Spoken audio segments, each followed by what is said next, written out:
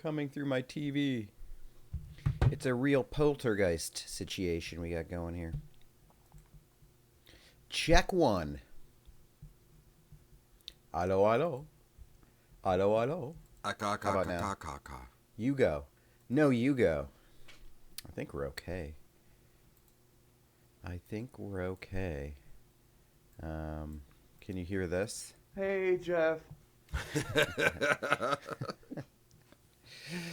Welcome. Hello.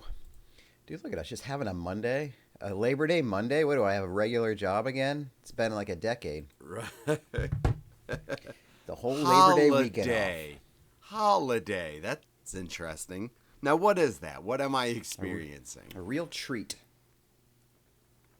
Yeah, it's been, decades since I've worked in the retail world. Or always holiday Mondays. And it's like those are the days everybody goes out shopping. Especially this week, school weekend. Could you imagine having kids this weekend? Yikes. Ooh. That's the funny thing is, like, the jobs, there's the jobs, obviously, that, like, corporate type jobs that have holidays off. And then there's the other jobs that holidays not only aren't off, but often holidays are a shit time to work. Like, your job is harder on that day on a holiday, and you're like, ha, fuck me. You're like, it's not even a regular day at work. It's a worse day at work. It's the opposite of holiday. And when it's Labor Day, it's a real fuck you, because the name, you have to keep saying it. People are like, oh, you have a Labor Day sale? You're like, yeah, I'm working extra hard on the day that's meant to give workers off. I know. And those are That's really America, the workers baby. that should have it off. I can say that now because I do have it off. So I can say that, I would have said it before, but it really means something to me now. Every one of you who's working on a Monday, I'm going to totally jinx myself and have to end up working on a Monday again next year. I can feel it. No, it won't happen. I'd have to really fuck up. Not for me. I'm a 40-something. You're pulling a double on Labor Day. It's extra Labor Day. Yeah. But I work an office gig.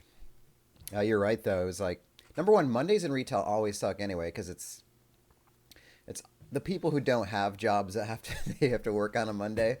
And it's so you're talking about your seniors, you're unemployed, you're derelicts of society. Just who else? I mean, maybe other people. Restaurant industry people, though, they're cool. They're the people that come in and they know what's up. They're coming in and they're like, hey, we get you. We have a Monday off or Tuesday or Wednesday, so that's why we have it off. I'm saying, around Auburn, definitely a lot of people who don't work during the week. So I don't know how they do it. Don't know how they make it. Not a lot of bootstraps here, I'll say. Which isn't something I would say. No, but maybe I'm not sure. Maybe every few years, check your boot. Every few years, just check the boot a little bit. Not every day. Yeah, like what are the straps? My boots. I don't know that I've ever had straps on my boots. I have laces. Are we talking about my laces? I lace up boots from time to time. I live more.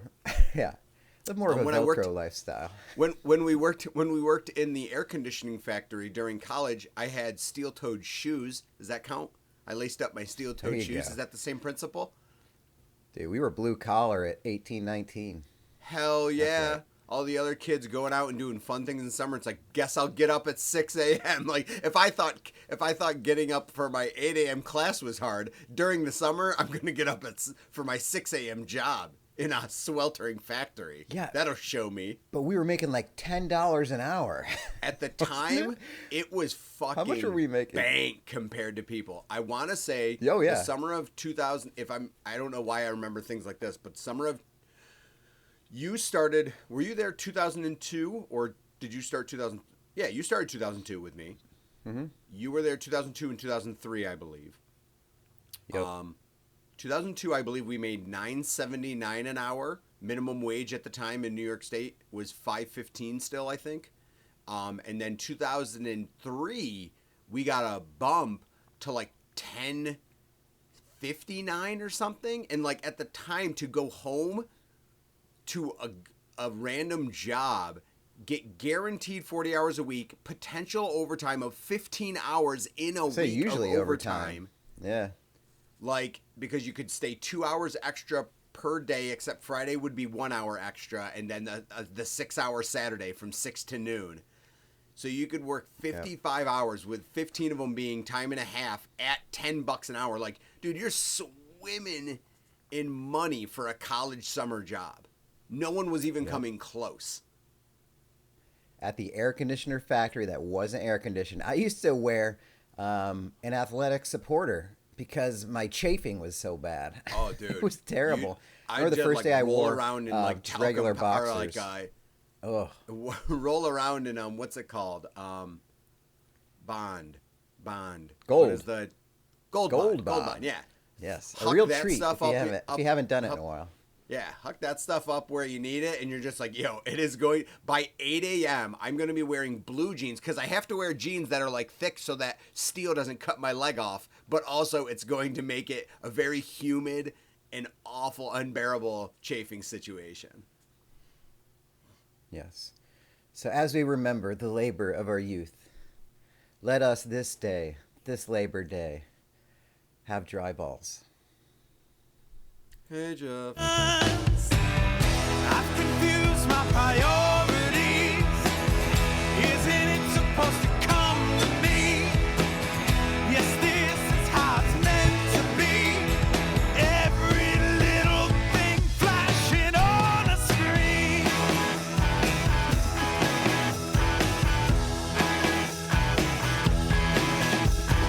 Age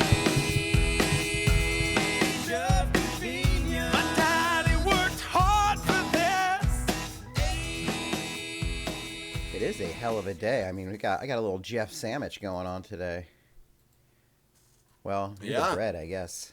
A little pod recording in the morning. I never understood why we say that in our culture. It drives me insane. When you have two of the same thing as bookends, we call it a that sandwich. That's not proper. That doesn't make any sense. The middle is the sandwich item, the name. When you have two pieces of white bread and you put turkey in the middle, you don't go, I'm having a white bread sandwich. No, you're not. You're having a turkey sandwich, you dumb fuck. Sorry. So what bread are, since you are my bread today, you literally are what my bread bread. am I? Because you got the fantasy football on the end of the day, the pod at the beginning of the day. The meat's going to be just filled with Nudie Magazine Day. But what's the bread? I am feeling, right now I'm feeling like I could be the sourdough. Like I can see that, yeah. A nice, fresh sourdough. Kind of, sour in the essence of, being sassy and stuff like that, but like, firm start and beginning to your day, not aspiring to do anything before the pod, not aspiring to do anything after the pod. So it's a hard stop, and sourdough kind of gives you that, not a lot of seeping through sourdough. It's not overly crunchy. The rim, like cum shot. So not a lot seeping through. Yeah, I'm gonna go with sourdough. I'm the sourdough. And, you make your sandwich however you need to make it, but it's starting and ending with sourdough. Yeah. And here's another. Here, let's create another sandwich that isn't really a sandwich. Okay. I want to answer a question at the end of this podcast, but it depends on how the podcast goes. So, interesting. I guess I'll preface it with this. Or let me lead off with this. Let me set a whole lot of exposition around this statement that I still haven't made yet. Right. All right. You're starting to piss me off because let's get to the point here. Yeah. Like prologue, the preamble, if you will. You keep saying like the beginning of something. Shut up. Just get to the point. I've been invited by Jeff to go to Buffalo next weekend. So this is the invitation. It's a week before. It's like, hey, you should take off next Friday through Monday. And I was like, okay. Shut up. Yeah, that's cool. That's cool. Yeah, that's a timely invite. Exactly. Like, listen, that's how friends do things, all right? You just kind of go like, all right, I'm just going to throw this out here. Let's not pussyfoot around it. Yeah. So it's like the best timing because next Friday, or this coming Friday, as you're listening to this, it's my last day of training at the division office for my HR role. And then that Monday, I'm reporting to my new store to begin my HR role. So I was like, wow, to take off the last day of my training and then take off the first day at the new place. That's a ballsy move. That's, hey, listen, I'll get there when I get there. It's not. It's not a ballsy move. You want to know why? Because this is not your new job. This is the promotion. And this is how you fucking test the waters. You go like, listen, I'm big time now. You know I'm big time because you hired me for this fucking job. Now, what I'm going to tell you I'm going to do is this last day of training, I'm taking it off. All right? And you want it? That next store, they can wait one more day for the Matt experience to begin. They're going to get a whole lot of Matt in their future. And if we need to start on day 2, because I got to get my good vibes in the weekend before, so be it. We're all winning here. So, like, it's not a brand new job. It's a promotion, and that's where you start swinging it around, and you start making decisions. That's my part. You're not entirely wrong. Probably the Monday is like, I do definitely want to be there. I feel more comfortable about leaving early Friday. Mm-hmm. But I have an option. Jeff said he would pick me up, but he's got to be there for a Yankee game for the TV at 2:00 in Buffalo. For the TV, Jesus Christ! A To Yankee watch game. it on It's TV, on the I TV guess. box, allegedly. Yeah. You can't be late for that. That's Can't, ideal. DVR it. That's ideal. You're getting a little sassy, but please continue. Fuck you, but please continue. But super producer Steven Colella has offered, because he's returning on Sunday at some point. I don't know when. But I could ride with, this would be another connection through the podcast, through our fantasy football league, where I carpool with one of Jeff's friends for another trip. And the thing is, I already didn't go to something with Steven because it was the last day of work for the thing. And now he doesn't believe me. He's like, how many jobs have died that you have? That's like, what it is. You can't keep getting parallel. away with it. Yeah, your grandma can't die 6 times for you to get off work. Well, work can't end all these times for you to stop hanging out with Steve. Yeah. I'm just really bad at work. I have to keep getting a new job. So then I would ride with Steven, and that'd be a hell of a super production, driving me to Buffalo for a hang. So I got to decide, do I ride with Steven? Steven, I'll let you know at the end of the show. And there's your sandwich. Your bread sandwich. There's your toast. What it's going to lead to is that if we pull this off and you do a trip with Steve, you know what my next mission is going to be is just, we're going to have like a kind of like a sub episode thing where you record going on road trips with different members of our fantasy football league. And that's how you meet most of the guys. It's just, you have to ride in a car with them. Jerry Seinfeld made a show out of riding in cars with comedians. This is just riding in cars with guys in the football league. I know. I can't wait for him to pitch me on ideas the whole way. Yes. And That'll as be super good. producer, he's allowed to. He started this. I know. You know? He's going to have me at his disposal for 2 hours. That's true. Which that's is where his see, dream. folks. That's where the money. That's where his patronism comes in. Is he didn't realize, but he can guilt free pitch Matt for 2 hours on end. Matt, are you fucking writing this down? You know what I should do is I should text him now, and if he texts me before the end of the show, then I will go. Except he would though. He's pretty quick with text. But what if he doesn't? Here, I'll just text. I'm gonna say. What? Wait, we have to. What time are you planning on coming back on Sunday?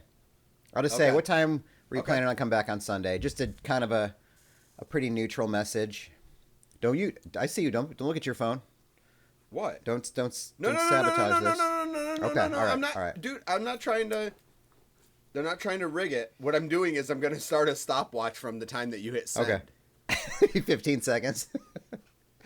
You tell me when you hit send. So what time are you planning to come back on Sunday? Because what was the plan? To like stick around and watch some NFL or something like that? Yeah, like that's. Yeah, so you probably could come back later in the evening. Bob's birthday is on Saturday. Oh, it's his birthday. Yeah. I don't have to bring a a present. So opening weekend, I'm like, I'll take off Monday. I'm like, because I'll just sit. I don't really get to watch football with people a whole ton other than like my friends down here. So like I wanted to like do that. So I took Monday off to watch football Sunday. I'm guessing. And you've added a lot to the pitch. Yeah. Too. Yeah. You've added. There's a possible. What'd you say? Rock band? Did you mean the video game or a live rock band? No. The video game. Okay. All right. He's got a. There's a pinball arcade near. There's a shuffleboard in his basement. So you're throwing out everything you can. The kitchen sink attack, which I appreciate. And I think I should be more receptive. Hold on, I gotta send this text. All right. Yo, so what time are we playing? Come back Sunday and sent. Starting. All right. And I should be more receptive. This is a thing I realized when I did leave my job, my real job, is like people want to hang out with me, and I don't know how to deal with that. It's very strange. Like I just went to a wedding with a bunch of people that I worked with before, and it was fun. But like when I was leaving, and we were hanging out like the last night, people like, I was just like, all right, see you guys later, and they're like, no, we won't. And I was like, oh yeah, I didn't even really think about that. I was like, I mean, I'll see you from time to time, but we don't like hang out. And people are sad, like they want to hang out with me. Has officially changed. Yeah, and it's weird. I realize that I can't receive love for some reason. Like I don't understand why people want to hang out with me or do things with me. It's so weird. Like you guys are wrong. You don't. You think you do, but you don't. I can tell you. But it is weird. Like I don't I feel gratitude for it. I'm going to say that. Those are the words I think I'm supposed to say and feel. So I'm going to say those. But it is strange to like, I don't know, same with like my buddy Brett. They're always like, hey, I miss you. Wish we could hang out with you more. And I'm like, I don't understand why. I don't know why. I don't like hanging out with me. That's for sure. I don't get it. Where do you guys get off saying stuff like that? Yeah. Hey guys, I don't appreciate this weird sense of humor that you have. It actually is quite hurtful. But yeah, it really hit me, and I was like, I need to be more receptive to the time and love of others who are willing to hang out with me, because I don't get it, but they still want to, and I should appreciate that more, and reciprocate it. And I guess, how do I do that? Jeff, you're an expert on this. Okay. Yeah, I don't know. It's just, to be honest with you, and I overanalyze, interactions with people all the time. I definitely have work to do on my end as well, but I don't know. It's you have to give yourself a legitimate. You have to require of yourself a legitimate excuse to say no. That's how I put it. Like, is there something barring, or are you thinking, I just might not want to do that? That's that you gotta fight those, because I feel like that's sometimes what it is. You're like, but I'd kind of like to just take it easy. Well, are you taking it easy from something, or are you just looking to say I'd like a boring weekend? Because if you're just saying like, oh, I'd like a boring weekend, that's something else telling you not to do it. That's you kind of justifying your seclusion. Whereas like if you're like, now you can have the weekend off if you're like, listen, I've been doing stuff the last 4 weekends. I've been traveling and stuff. I really like want to relax, maybe do some cleaning around my apartment and stuff like that. I get those. But when you're just like, I don't know if I feel like doing that, just do it anyway. Fight that and just be like, all right, I got to do it, because that's with me. Like I said, I would get concert tickets for myself and be like, I'll just go by myself. Concert rolled around and I'm like, oh, I don't know if I feel like doing it. And I knew that, and it's bullshit, because it wasn't like my lack of wanting to go to the concert. It was like anxiety. And so it would be, I've never gone and done the thing and then been like, I just wish I didn't do that. Never. It's never happened. I've always been thankful that someone's dragged me out, or like I've decided my own to go do the thing. I've never had the feeling of regret and been like, you know what? I wish I did just have a low-key weekend. I've always been happy that I went and did the thing. Yeah, that makes sense. And what's nice about this concept is that it's people that don't normally get to see each other. And what we do is like, we've been texting it back and forth because our friend Jay is supposed to come up too. He had some family issues back in Tennessee, but he had actually bought a plane ticket and stuff to do this as well. And it's just texting back and forth and being like, someone's like, oh, can we play poker? Yes. Ooh. Can we, here's the football and stuff that we want to watch. Okay, we're gonna play lawn games, and we're just like stacking up just dumb stuff that we can do that is just like more and more tasks of things to just occupy yourself and be like things that I don't normally take the time to do, don't normally have the people to do, and stuff like that. So it's just it feels like a lot, but in reality it's all gonna be stuff that we just feel like doing, that you don't normally get to do, and with people you don't normally get to see. So you make an event out of it, and then go about your way come Monday. But yeah, I don't know. It's hard. It's very easy to convince yourself to do otherwise. Yeah, and I don't know why in my head I would be like, why do you want to hang out with me? It's just weird. I mean, it's just, there's got to be some kind of historical self-love stuff, acceptance things that probably are deeper within me that I am exercising. But I'm into, I mean, I like it. It's nice. It's a good reminder that the earth is a place with human beings and to share those things with people. Like at the wedding that I went to this weekend. I had some anxiety about it too, especially once we were there. Like I rode with somebody else. I was going to drive myself just so I could have the out. Like I was like, if I go, then I can leave whenever, you know? And you would have taken it. Yeah. But because I didn't, hung out, danced, did a lot of dancing on the dance floor, had some moves, sure. Really put myself out there. I love dancing. I love a good wedding dance, honestly. No shame in it. Because you want to know what? You can dance and not feel like a weirdo because everyone's dancing at a wedding that doesn't normally dance. So I feel like the feeling of dancing. Real bad at it. Yeah, but it's the place where you're allowed to be and no one cares. Yeah. Like, because A, everyone's there for the right reasons. And B, like if you went to a bar where there's dancing or something, you're not getting out on that dance floor, and I don't fucking blame you. Because it's like, oh, no, these are the semi-professionals. These are people who know what they're doing. Wedding is just a clusterfuck of people having a good time. So no one cares if you dance poorly. So you can actually let it all out. Although I would say, and I wonder why. So, like, I would go out there. So some of the people I was like a supervisor or manager of a lot of the people that were there at some point in their lives. So, like, when I would dance, there was a lot of like this, like, oh, look at Matt. Oh, Matt, look at that. That's and I was annoying. Like, stop. Don't single me out. Stop watching. Everybody dance together.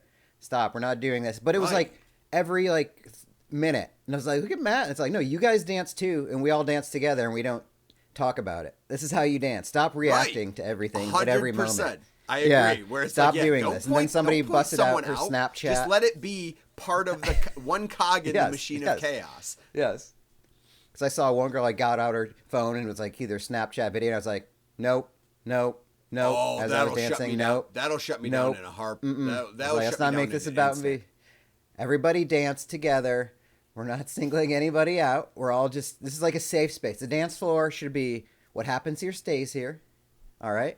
It shouldn't be it's not for the broadcast of others. A dance floor is sacred.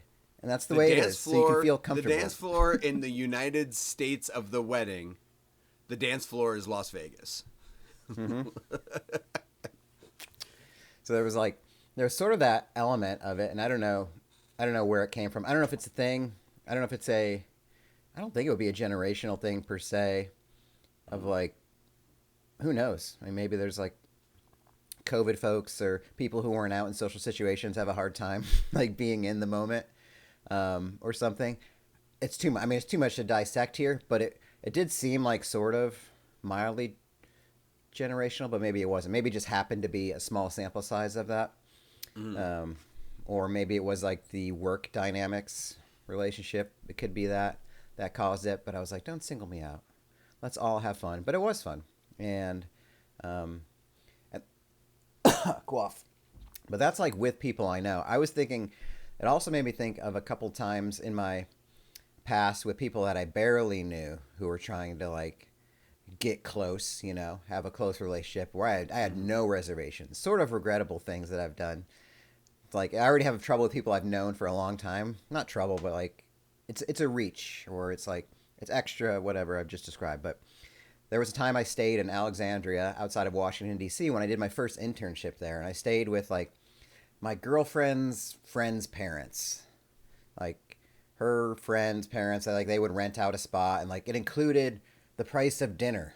So they would like make dinner every night, and I would like first couple weeks I was there, I would have dinner with them like as a family, and then it was like I was in DC, so then I started sticking around for happy hours or hanging out, or I don't know if I was playing softball, or and the dad one time was like, well, hey, we've been making this dinner for you, and you know you just haven't been coming home. So I was like, well, I don't want to, fine, don't just take it off. Like, I won't pay for the dinner then, part of the rent. I'll just do like just the rent. It's like, well, you kind of already agreed to it. And it's like, fine, make it. I don't want to eat with you. And I just did one of those. I was like, I don't want to eat with you guys. And I just like gave it to him direct because he was like, almost like, and I was really defensive about being brought into like some kind of relationship that I wasn't in on. And I just straight up, and I just saw his face, and he was like, okay. I was like, it's not, I don't want it to be like this. I was like, you're making me do this. And he wasn't, but I was like, I don't want to eat dinner with you all the time. I don't enjoy, like, we're not a family. I'm not your son. I'm sorry. I know you have a daughter. I'm not the son you always wanted. And that's the way I kind of like gave it to him. And it really ruined the rest of the summer, the vibe, for sure. Just because of that one moment that I couldn't just deal with it. I was like, oh, fuck. Well, if that's how it went down, that's a really weird way for him to address it too, in your defense. Because I would have done something similar. Yeah, like, I'm sorry. Like, yeah, so you're right. You're making dinner. Yeah, whatever. Are you... Right. Well, that's the tough part is... First off, is like maybe it's... You know, that's the kind of thing like, are you doing this so that I can be indebted to you or something? Like, that's a weird thing because it's like, it's first seemed like you were doing this out of the kindness of making the offer. But now it's I'm wrong for not regularly taking you up on the offer when you're really not going out of your way doing a ton more. Or like, yeah, I don't know. It sounded like the setup was there's only two ways this can resolve. One, you start coming back to dinner like a good boy. Or two, you're an ungrateful piece of shit. So I think he kind of set you up for a lose-lose. In my opinion, if that's how it went down. Because, again, maybe that's why you don't do stuff like saying rent includes a hearty meal. Like, this isn't fucking 1863. Like, he's not harboring Civil War fucking soldiers and being like, you know, oh, dear, no, I'm going to make you a hot meal, boy. You look like you could use some good food. Like, knock it off. Yeah. Like, that's not hospitality. That's... like kind of like forcing you into a transaction that sounds like you weren't realizing like, oh, that's what this is. Yeah, it doesn't feel like a little bit of that anymore. Because the other guy was from Japan and he was learning English. So it was basically they rented out their basement, a couple bedrooms. They had like a living room set down there and all that. But usually it would be people that their church brought in from other countries. So it was sort of okay. So yeah, that's they were probably like. Mind. Yeah, yep. Yeah. Never mind. So it was that kind of thing. You fell victim to it. You thought it was open hospitality. Yeah. Nope. Yeah. Nope.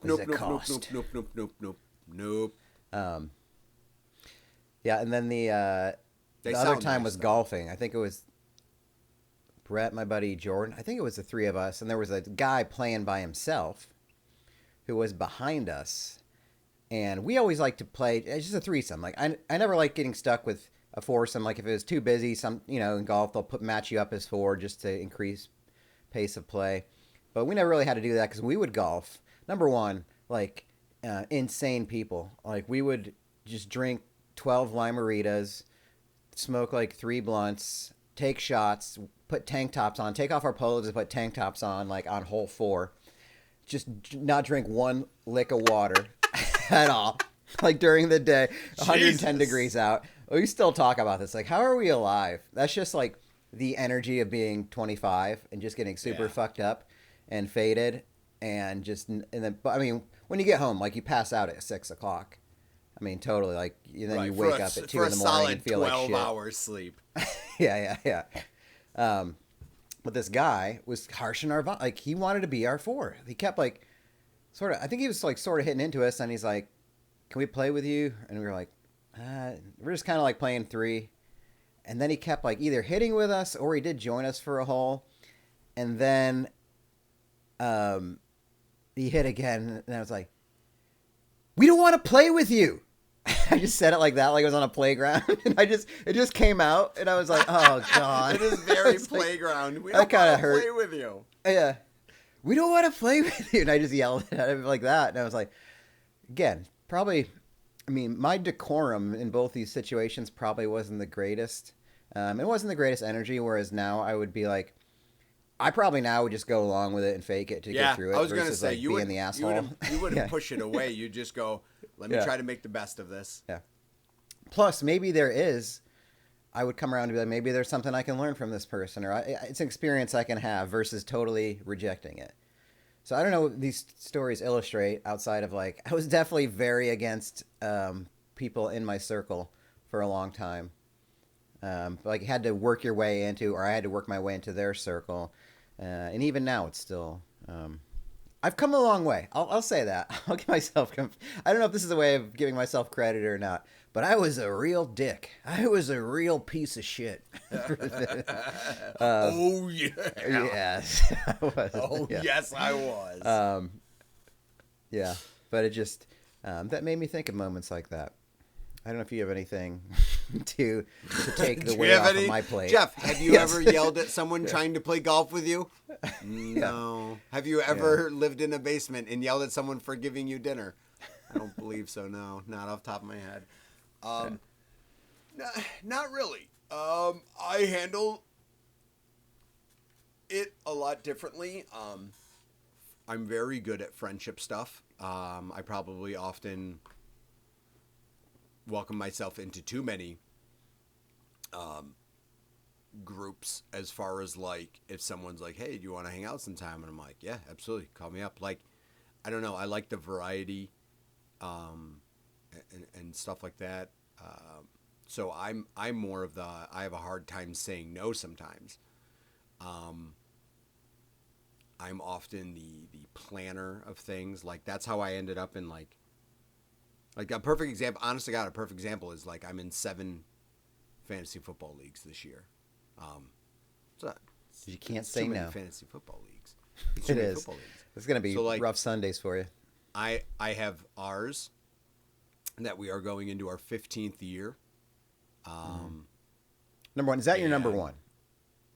Yeah. Is our league your number one? Okay. That's my baby. That's the one I created. You got to pull a lot of strings. You are the commissioner, begrudgingly. Every year, Oh my fucking! you just get a little Christ. more Yeah, Scrooge-ish. if any of great. if any of our league members are listening to this, you guys are fucking unbearable, and this should be a paid job, and I'm about to make it a paid job. So god damn it. But I'm in a league with our buddy Mike and some other guys from Auburn, as well as some guys from Mike's college group that I have known for now 20 years. So that's an easy way that we keep topics going in that group of friends. I'm in a league with a bunch of guys from Syracuse that I know through my fraternity big brother, Vic. And I've been in that league for about 10 years. And I do that. I'm in another league that is a specific type of league, but it's also with younger guys in my fraternity. And that's how I keep in touch with them. And then I am in a league with my buddy in New Jersey and some other friends in New Jersey.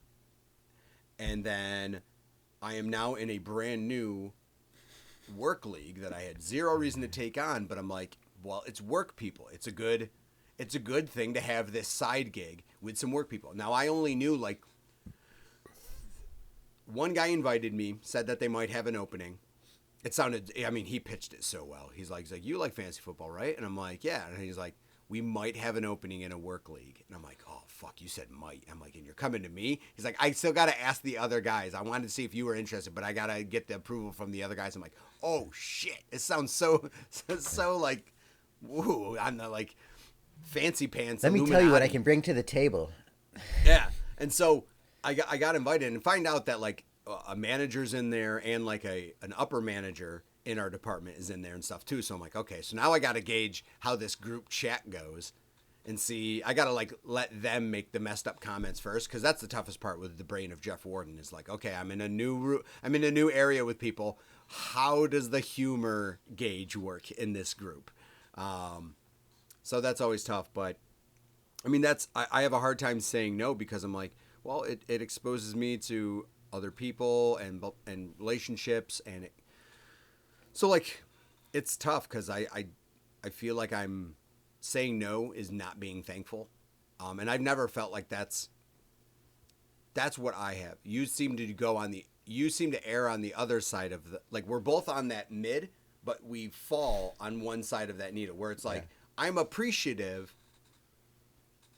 And I'm appreciative to the point where it's like, all right, I can't let them down. So I tip on the side of, okay, I'll just do it. You're like, I don't think I want to do this, but I need you to know I'm really, really appreciative of it. And like, yet you still won't do it. So like, we're both sitting on the fence, and then we just tip to the one side of the fence. But it creates a very, very different result because of which way we fell after balancing on that fence.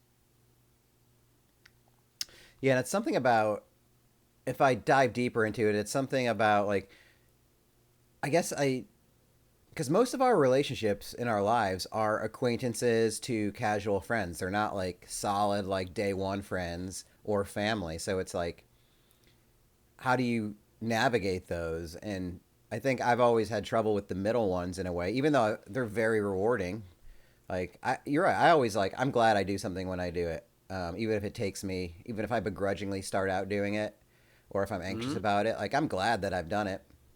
But it's like, how do you, like, because in my mind, I'm like, do you continue a relationship with somebody if it's not an end all be all Mount Rushmore relationship? Like, how do you have those? Is it worth it? How do the you time investment to continue have it?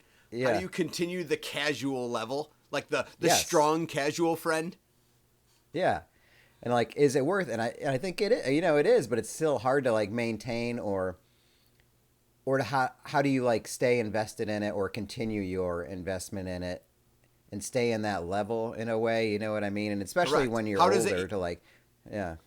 Right. Do like friendships. How do you keep it at that level where you're not strengthening it or weakening it? How do I just keep it at this? Yeah. So in my mind, it's probably like, and that's probably a source of a lot of my anxieties too, which is like this idea of black and white. That's something I was working on in therapy, is like, probably one of the best things my therapist said was like, don't be hard on yourself. You're so hard on yourself. But it's about everything, where it's like, it doesn't have to be one way, everything. And in my mind, I think I create that it has to be like, if a friendship's not going to be all the way 100%, then what's the point in even having it? Or it's like, no, you can have like a 60% friendship. It's okay. You can do that with somebody. That's, it doesn't mind. Or like, you don't have to feel great about everything all the time. You can feel, areas of gray, which I love the world of ambiguity and just, I'm more comfortable in that. But for some reason with relationships, I can't manage that. Agreed. Or some, I mean, Agreed. I don't know. Like, I guess I can, but I don't, I don't seek them out. Whereas like, there can be a rewarding aspect to it. And it's been coming around, I think, especially in Auburn, meeting new people over the years and finally like feeling at least like I'm myself here and I found what I enjoy doing here and meeting people that I enjoy being around. It's getting easier and easier. It just takes more time to chip away. But especially at this, I mean, people always say, people our age are always like, it's so hard to make friends at this age, which is true, but it's also sort of bullshit.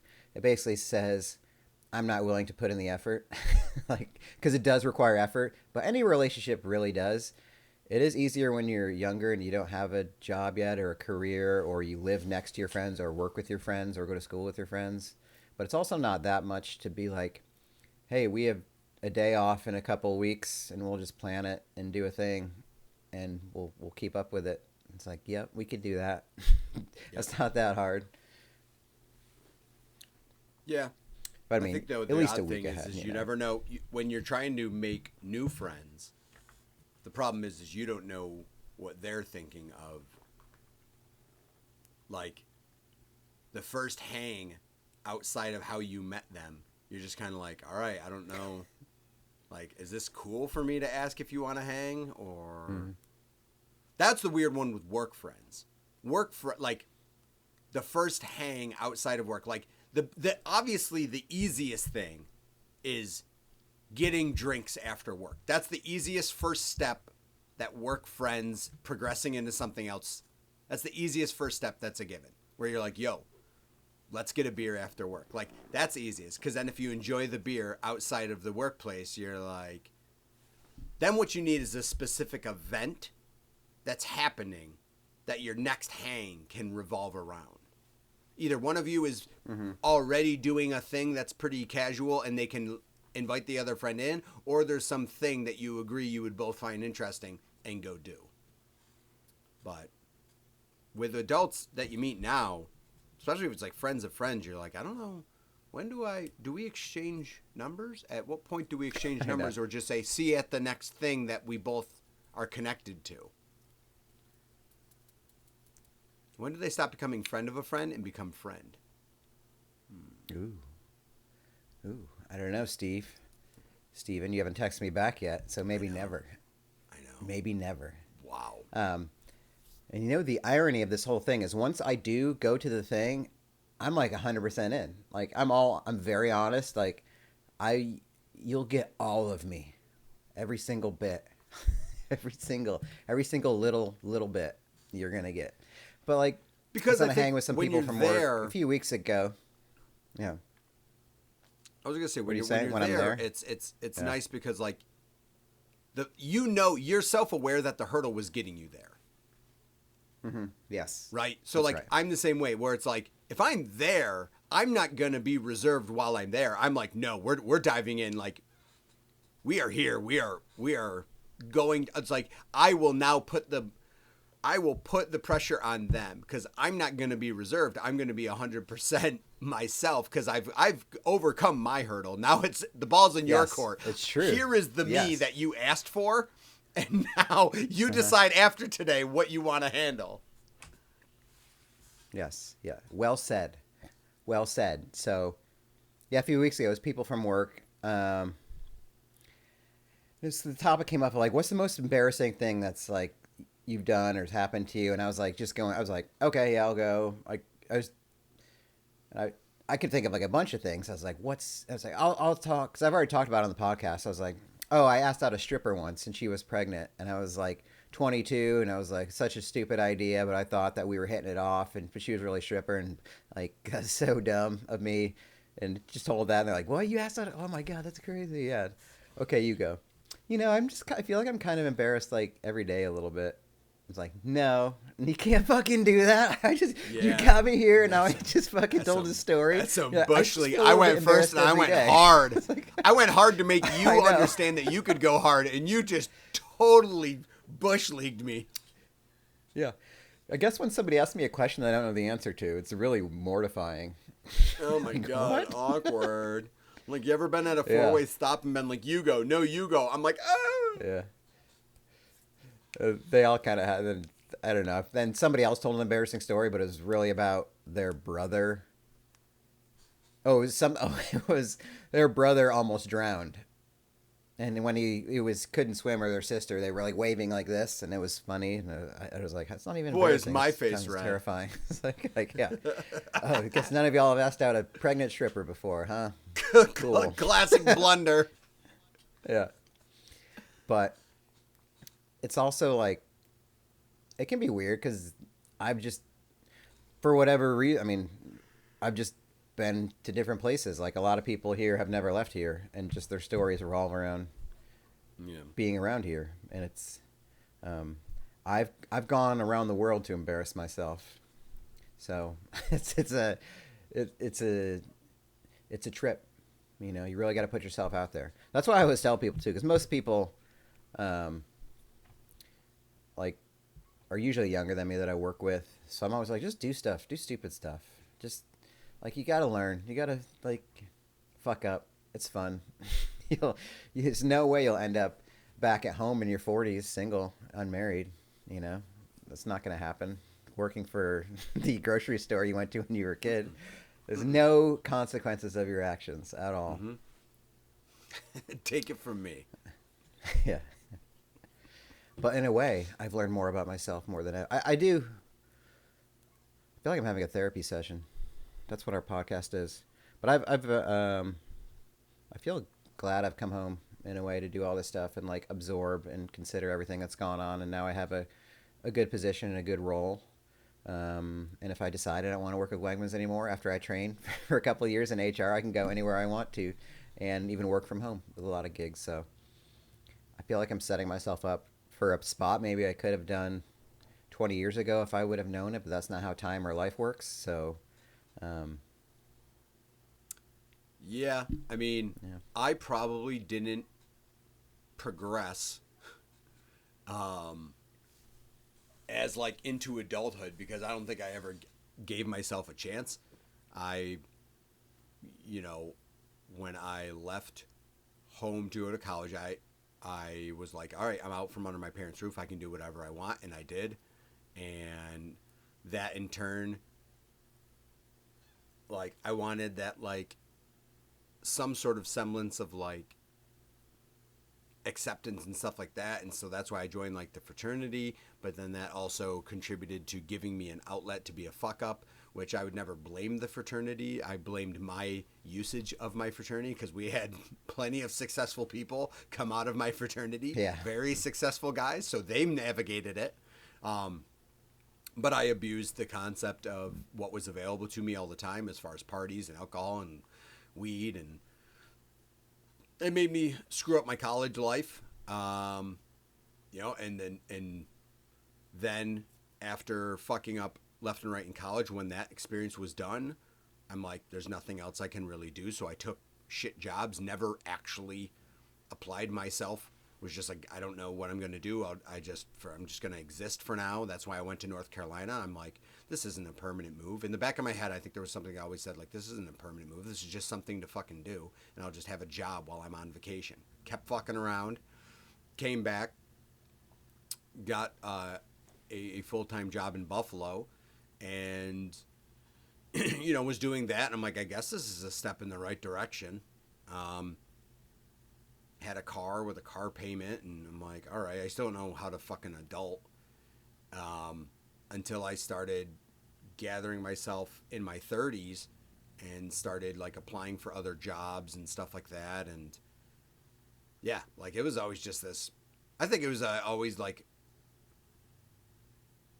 inability to think that I actually could successfully grow up and be an adult. Like everything suffered from that aspect, and it took years and years and years for me to figure out. And so like I always commend people that like had a career right outside of college and stuff like that. And I'm just like, how do you have a career at 23? I'm like, It blows my mind. I was so confused and lost in my 20s and early 30s, like that. I'm like, how the fuck did you do all of this? How do you have your life so together that you managed to pull this off? So like any of you that are out there that have listened to it, like I have friends on Facebook that are like, I'm going into year 20 of teaching. I'm like, what the fuck? You've been a teacher for 20 that's a commitment. years? I go, Shit. how? Like, how? How are you doing this? How did you do all of this? So it's just wild to me that it took so long for me to piece it all together. I still don't have all of it pieced together. I'm doing the thing, but I still feel as lost sometimes. I'll have that sense of like, what the fuck's happening? Like, what's going on? Of just not discrediting myself, but just being like, oh, okay, so now I'm doing it. I thought that was the issue and the be all end all of it. And it's like, nope, still confused on a lot of fronts, still confused on perception of everything, because now I'll just be willing to break it down more and more. And like you say, it's like I can dig myself into a rabbit hole of like emotions, thoughts, future, present. I don't really think about the past a lot. I don't really have like, I don't loom over the past like I used to. It's more anxiety than anything, than a depression. Because that's what my thought has always been. Depression is you're upset about what has happened. Anxiety is the fear of what might happen. And so and that's why I get told, like, well, the solution is you have to do better about living in the moment. Of like, I don't appreciate things as it's happening. I don't. And maybe that's why I'm always trying to do things with people and stuff like that, because it's like, that's the only way I'm good at living in the moment. Because if I try to appreciate today for today when there's not much going on today, I can't. I think too much, and it becomes an anxiety thing. So that's why I always try to remind myself, is like, go do the thing. You will have liked doing the thing. That's when you will have been happy. I don't know if it's due to a distraction or you feel like you're like living in the moment, whether that's the right way of doing it or not. But idle hands and stuff, it's just it leaves me to go like, am I going to be still having this figured out next year? What's next year supposed to be like? What's 5 years from now supposed to be like? And I hate it, because you're not supposed to be like, there's not some standard that you're trying to adhere to, but the reality is there is. There's not supposed to be, but there is. You're always gauging yourself on something else, right? Because you only have one life. You can't be like, well, in previous lives I did this. I mean, some people might be able to, but everyone always tells you like, oh, live by your own standard. There's not a standard you're supposed to have. I'm like, but what's the bar I'm supposed to set for myself, where it's you're setting your your expectations too high, or you're setting them too low? I feel like, well, there's got to be somewhere for Jeff's bar to be, and I don't know where that is. So Jeff's bar. There's your business.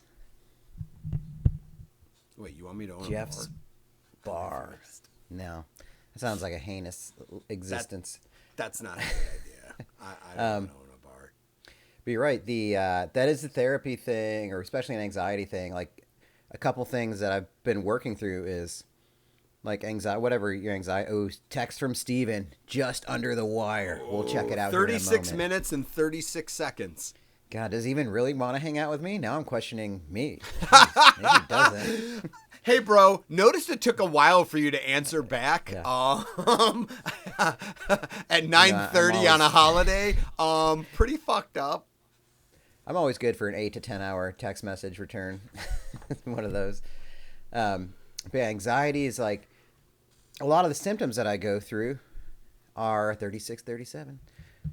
They're symptom, and anxiety is really is perpetuation of the anxiety in many ways. And it's like, you have anxiety of the anxiety, which is very common, and I just have to exist in the discomfort of it. Like, instead of like trying to prevent the way I'm feeling, just exist in it. Like, if I'm feeling whatever, lightheaded or a headache or any kind of physical symptoms or like depersonalization, anything like that, I just have to exist in it, because if I fight it, I'm just going to perpetuate my body's fight or flight. Is just going to keep establishing that this is the correct way to handle this situation, which is not really a fight or flight situation, at all. Right.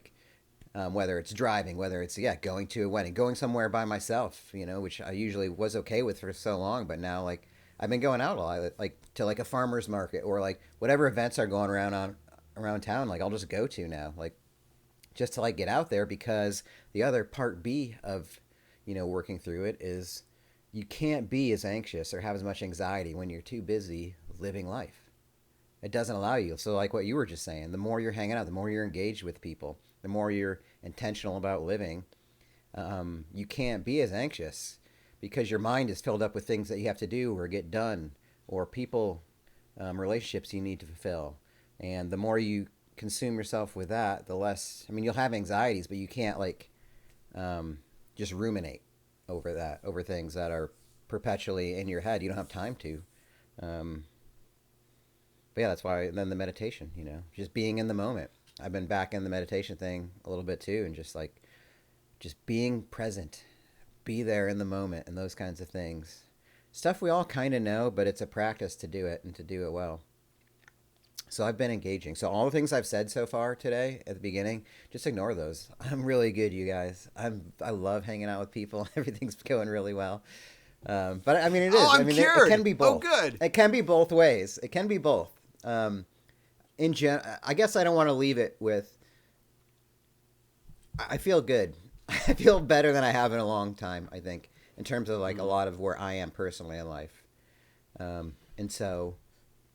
Like having relationships with people is exciting now, and because I feel good about myself, and I just really want to hang out with Steve, producer Steve, and he just barely responds to me. What do I do, Jeff? You know I'm better than I do. What should? He says whenever you would like. There you go. Fuck yeah. Oh no! You got the answer that cripples people with anxiety. You're like, oh shit! What does that mean? I'll respond. Let's just play it by ear. Oh, that's a good one. I like that.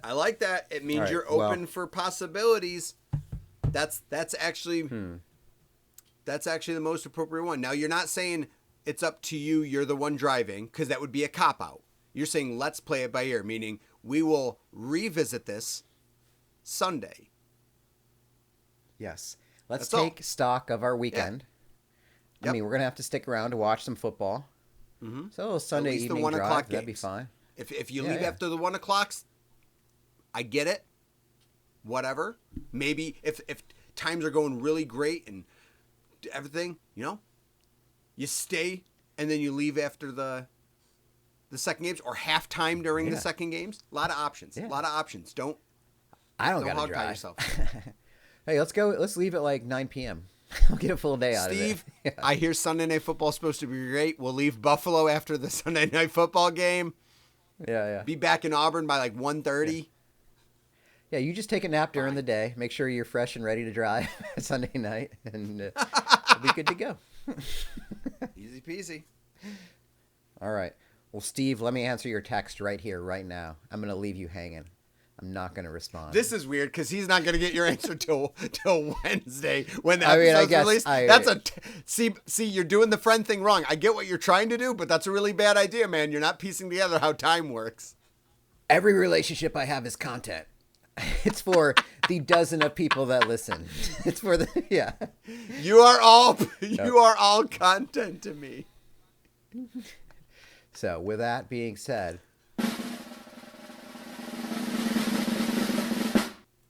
I will go to Buffalo. Let's go! Woo! Woo! Woo! Yeah! It is stamped. It is stamped on the pod. Wow! And the best is for once, this episode's gonna come out before the thing, so people can actually like listen to it Wednesday and go, "Oh, he's gonna go," as opposed to, "I wonder if he went." Mm-hmm. So this is great. Like they still get to enjoy it and go, "Wow!" In 2 days, Matt and Jeff are gonna be in Buffalo doing things. So maybe Steve and I will listen to this podcast during the ride, and in that case, Steve, I'm slowly looking over to you right now. Keep your eyes on the road. That is my pinky touching your pinky. I was just going to say, and don't be nervous. That's just my hand on your lap. Shh, shh. That wasn't me. That was the door. That was you. Yeah. That was you. Yeah. But I will. I'm going to half day. I already planned it. I mean, I'm going to take a half day on Friday. So we'll probably leave at like 1 or so. So I'll see you at 1 o'clock, Steve, or I'm already seeing you right now. Wow. And I don't know what that means. But Buffalo, here we come. Look out, Buffalo. What an exciting weekend we're having in Buffalo is the shirt, I'm pretty sure. And to another exciting weekend in Buffalo. Any listeners in Buffalo, if you do contact me, I will guarantee that we will somehow meet up if you want. If you contact me, if you're listening to this episode and you contact me in the weekend I'm in Buffalo, I will make sure that we meet up. Hey, maybe Jeff. I'll even bring Matt with me. Send him a hey, Jeff. Yeah. Hey, Jeff. Hey, Jeff. Hi, Matt. Wow. What an interesting, I don't know that we can really do much more after that because I think that like wraps up the episode. We went a little long last episode with our Mount Rushmore, but I want you to know Okay. What? Our Mount Rushmore was brought to a series of women in the our teaching Taylor and Swift's? the teaching and medical professions, and your four went over mine. Your four were approved over my four. I think they gauged it based on the songs, and so us blindly going in based on song title, you won. Fuck yeah. So my songs are better, or the song title? They say those songs I think are the better? songs are better. I think they did the different version. They assessed us on the songs themselves and said that yours are better. Fuck yeah. So you are Let's the go, Swiftie. T-Swift. So you get your friendship bracelet. That's your And next step. as we you gotta all make yourself remember, a Taylor my Swift friendship bracelet. I know. Because that's what they do. I don't remember the names of my songs, but they are fantastic. They were one was probably Banana great. or Cruel Summer. I remember that because it's a Bananarama song. That's true. Yeah. The other One one had Lana Del Rey. Oh, Slut. I remember. Slut, exclamation point. Exclamation point. That's right. I had Castle Crumbles, something like that. Cookie Crumbles. 4 people's names. I don't remember any of the names. Yeah, shit. I don't. They were my favorites though, by far. Well, because we're such a Swiftie podcast now, let me tell you, since we're talking about fantasy football, my new team name is established. My team for this year has a name. I kept a running back from the Indianapolis Colts. His name is Jonathan Taylor. So Jonathan Taylor is my stud running back. So my official team name this year is Jonathan Taylor's Version. In parentheses. Wow. That's for all my Swifties, for all my fans. Shit, that's good. So y'all, that's That's good. really That's a good. good. Jonathan Taylor's Version. Let's go. That's so JTT. good. I know. I'm off my name game this year. I got a couple team names that I have pending. I'm gonna stick with Corncob TD. I just like it too much. And then in my other league, I am keeping TD Tuggers. But That's hilarious, dude. I do want to go with some name puns based on people I have. The one's hard. I have like Jamar Chase and Zay Flowers. I'm like, there's got to be something with those weird names. But I don't have a lot of weird names in one of my teams where I'm like, shit. I don't have any of the guys with obscure names that are hard to pack together. Yeah, Chase and Jonathan Flowers Taylor's is good. version. I mean, that's really good usage of a guy who doesn't get. Like maybe if someone had Jonathan Taylor and Brian Thomas Jr., they'd go with the simple Jonathan Taylor Thomas. Jonathan Taylor Thomas. That would be good. But Jonathan Taylor is a tough one because it's really hard to do it. But that's good. That's good. Jonathan Taylor's version is good. So I dedicate my draft tonight and this season to Tay-Tay and the Swifties. So when she and Travis break up, you know where to come. All right? You come back. Oh, boy. To Jonathan Taylor's It's version. all part of the game. Shit. No, I take that back. No, that's never happened. Yep. Let's maintain our casual relationship. Nope. It's okay. Nope. My 60% just dipped to a 40. Oh, no. Your approval rating just Travis plummeted. and Tay-Tay forever. Oh,